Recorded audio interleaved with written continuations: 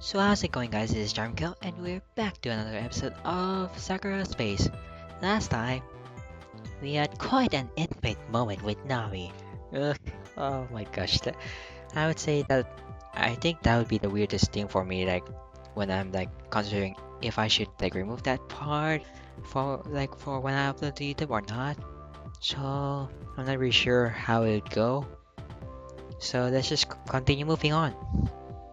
Well, Nami should be in high spirits now. I wonder where Kotori is in the midst of all of this. She's probably in her room, knowing her. I wander up to her room and knock. Kotori? Are you in there? Deathly silence. Kotori? I find that the security on the door isn't active. Walking inside, I find that she's nowhere to be found. Kotori? Are you hiding among all of these animals? She probably could be. There's enough of them to bury someone in. Well, I don't see a lot of animals in the room. That could bury her. Come on, Kotori. You know better than to ignore your captain. Still no response. She must not be in here then. I cannot help but take a moment to look more closely at her stuffed animals. Every single one of them is from a different planet that we have visited. They all look like from Earth, I would say. Except that thing over there. Honestly, that looks like Patamon from Digimon for me at least. In her own way, Kotori is collecting little memories from across the cosmos. Nami's room is impressive in how pristine it is. Kotori is interesting in the sheer chaos that manifests itself in here. You can learn a lot about someone just by having a closer look at where they live. My room is rather plain compared to theirs. A series of bunks and nothing particularly personal standing out in it. Even though I'm chasing this insanely huge bounty, I've never lived as Joe as I am rich. I do not even know what I would do once I get out of that money. Yeah, that is true. It's really hard to know what you want to get because it's better to have some people to have people with you when you have that money because it'll be more fun that way, I would say. In my opinion at least. Underneath the mound, I put a teddy bear. That's right. This bear was from that one planet we stayed on. It's hard to believe that you could find such a beautiful place in their planet. And yet, I think that's something from not Earth, but it also looks like a caterpillar. Ugh.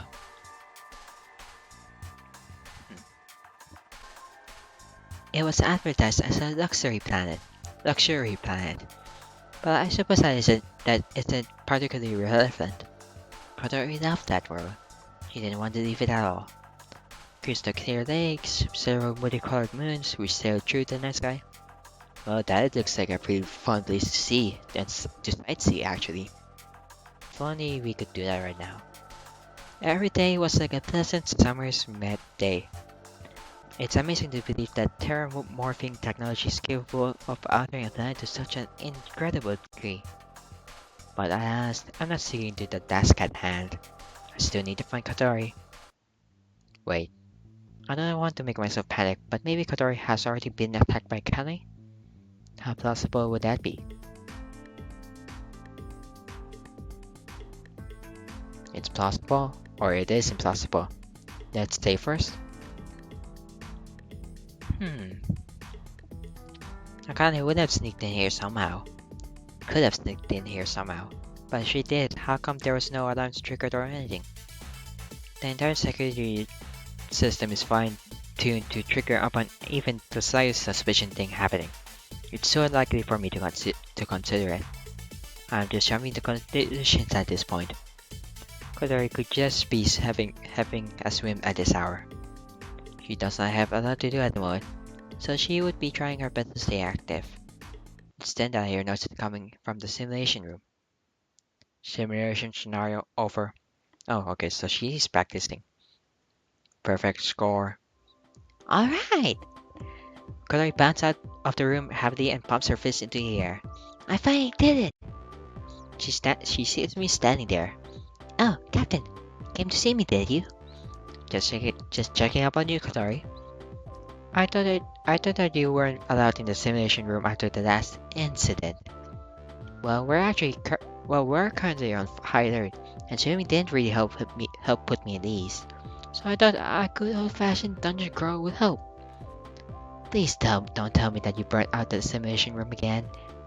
No. It was that one dungeon that we spent heaps of time on. Do you remember that one now? The Overgrown Undergrowth Dungeon? That's such a weird name, Overgrown Undergrowth. Please don't remind me of those days. But I had so much fun in that dungeon. I didn't. How exactly did you get a perfect score in a simulation of that dungeon by yourself? Well, I decided that I have to start taking things more seriously. This iconic character sounds like she's going to be bad news, no matter what way you look at it. So I want to be ready. I need to protect everyone with these two daggers. She flashes them in the air. Did you see that? No, I didn't. See what? Oh, okay, she also didn't see. Exactly. Oh, okay, so she was just really fast. Kadari laughs at her own bad joke. I can't help but smile too. Playing along with her ridiculous jokes is fun. You really do get me, Captain. That's why it's important that we beat Akane. I like the way things are around here, and we don't need someone like her running it for us. Don't you think? Exactly. It's good to know that you're in good health, Katori. Just try not to burn out the simulation room. I will try not to. Before I can turn to leave, she puts her hand on my shoulder. Can I accompany you for a moment, Captain? Permission granted. Katori seems to be thinking about something. I've been looking into this code following we apparently have, and it's silly! How did none of us here know about it in the first place? All I do with my digital bat is play online games. You and Nami won't bother looking up anything like this either. It's more or less true. I tend to avoid any pop culture news like the plague. I only ever look up information on politics. This means I have fans. How exciting is that? Imagine there's probably an entire galaxy worth of people out there following our adventures. That's cool, don't you think? Yep, really cool. It is cool, I suppose. But doesn't that warrant some scrutiny? Is it possible that this code following we have could interfere with our current bounty? Let me think.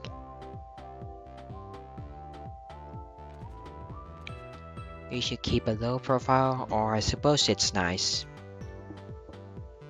Honestly, if we're trying to catch the bounty, it's better to keep a low profile. I don't like it, to be honest. Why is that, Captain? It's like if someone knows everything there is to know about us. All of this information is just out there, ready for us to access at any given moment. While we are still aiming to complete this bounty, we should keep as low as a profile as we can.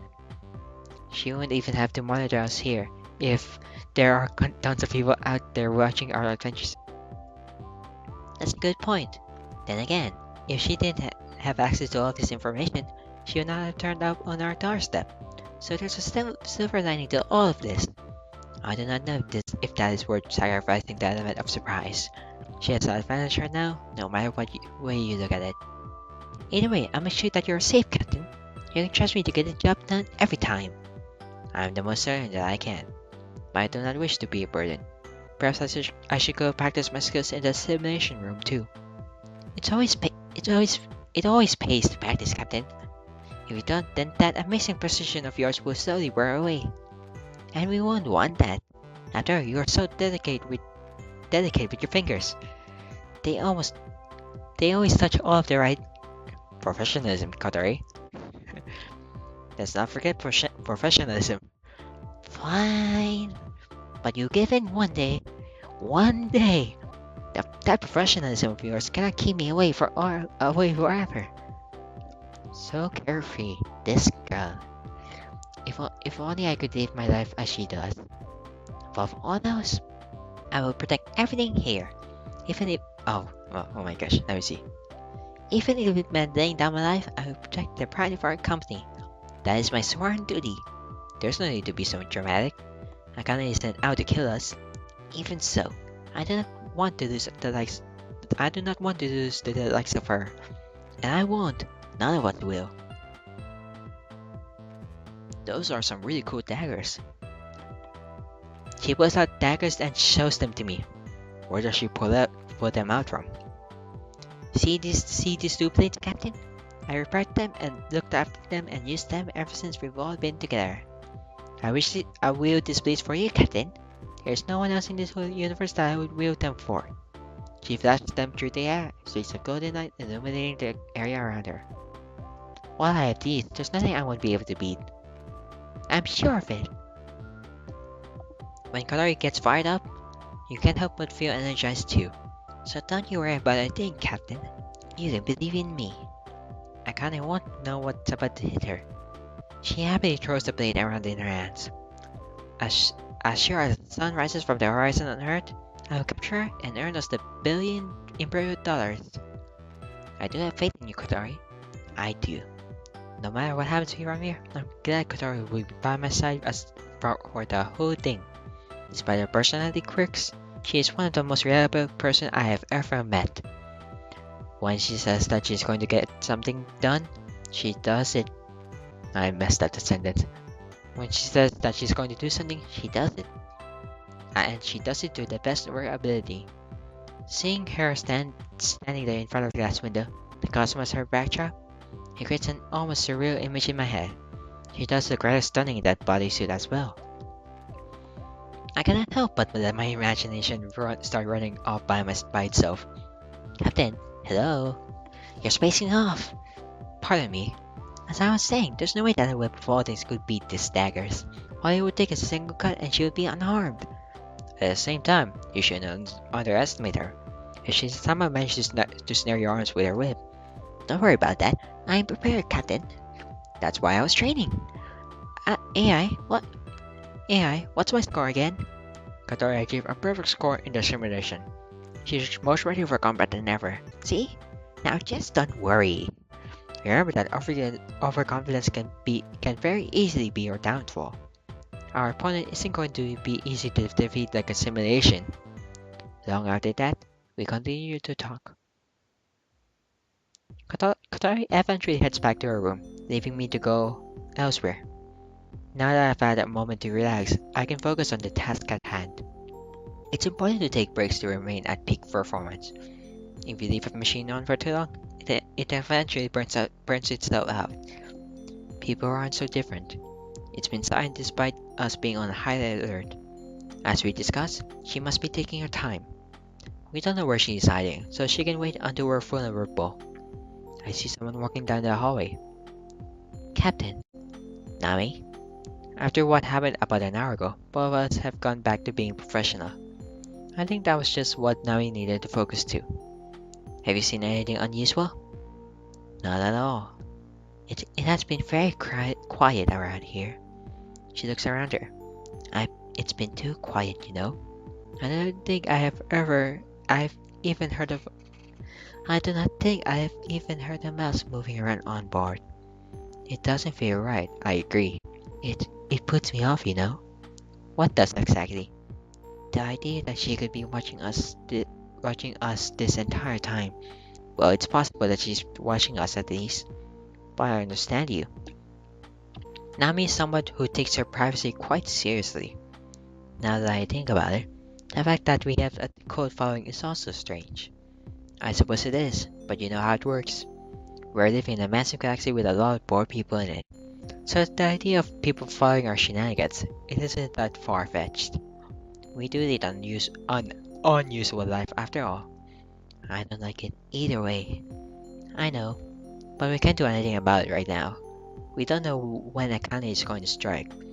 She must be confident that she can trade blows with us if she reveals herself. That is exactly what I thought at the time. Also, all those drones she sent you. How do you suppose she got those on such short notice? They were a newer model too, one which was recently imported onto this ship for sale. They must all belong to her or she stole them. I think I'll say first. I think she probably stole them, I think. I don't know if it ever belonged to her. She's a criminal. She wouldn't exactly be above stealing them. You said yourself that You said yourself that there was only a shipment for this new model. We do not know how long she had been on the ship for, so perhaps she got stolen before this? No, I do not think so. Suppose that she did manage to pull that off and keep a low profile. Such a large theft of military-grade hardware wouldn't have gone unnoticed on here. News travels quickly, and we would have heard about it. Right, pardon me. It's not a problem, Captain. A drop of water falls from the ceiling, interrupting a train of thought. Huh, damn. There must be a hole in the pipe system somewhere. I guess we have to get someone to... I trail off as I look more closely at the water drop. It doesn't look like water at all, but some vividly colored blue gel. It's sticky and has a strange consistency. What on earth could it be? To my surprise, the drop on my finger begins to move ever so slowly. At first, I think my eyes are playing tricks on me, but no matter how many times I blink, it's still moving. Captain, is something wrong? Nami, do not move. I think there is something in the pipes. What do you mean by something? Just hold still. I move my hand slowly, ever so slowly, towards the small pot of blue gel that has accumulated on the floor. When I tap it with my finger, it starts to move. My reflexes kick in and I quickly pull my hand away. A flood of blue gel erupts from the opening above me. Captain, get away! Get out of the way! Oh my gosh. Well, that's interesting. Nami chops me, just in time for the blue gel to ensnare her. Writing and entrapping. The blue gel quickly envelops her legs and chest. It quivers and vibrates as sticky tendrils begin to prevent Nami from moving. More and more ooze drops from the ceiling, piling on top of her. It settles on her chest, squeezing and touching. What is this thing doing? The gel appears to be massaging her. Weird. Get it off me! The ooze seems to be coating her all over. Once it's thoroughly enveloped her body, it begins to vibrate slowly. Small quivers and movements are visible through the gel's surface. Nami tries to scrape it off herself, but it's useless. Every time she puts it that way, it just makes it way back. Two strands of gel bind into her arms to the ground, preventing her from resisting. It's touching me all over. I move towards her with my hands out, hoping that I can see where she had failed. No, don't touch it. You just be dragged in too. A small gasp escapes her lips as the slime clamps down hard around her chest. I cannot help but notice how it is creeping in between her thighs too. The entirety of its mass is caressing, touching, and massaging her all over. Soon her face turns vibrant and I can hear her breathing becomes heavy. What is this thing? Why is it doing this? Just hold still, I have an idea. Okay. This is so embarrassing. So hurry up. I pull my pistol off my belt. Pistol configuration, EMP. All living things have some form of electrical current moving through their body. There's two possibilities with this gel. It's either a living thing, or it's some sort of nanotechnology. Either way, the EMP should at least get it to let go. It probably won't deliver enough of a punch to destroy it. Close your eyes, Nami. She's panting heavily due to the gel's movements, but she complies. I squeeze down on the trigger and the EMP wave erupts from its bow. The gel starts moving for a moment. Did it work? Don't move. I keep an eye on the gel. It begins to condense itself on top of Nami's chest, then erupts, showering the entire hall with its goo. Well, we got that sorted out. So I hope you guys liked the video, leave a comment, and be sure to subscribe for more videos like this. And I hope to see you guys again next time. So, bye bye.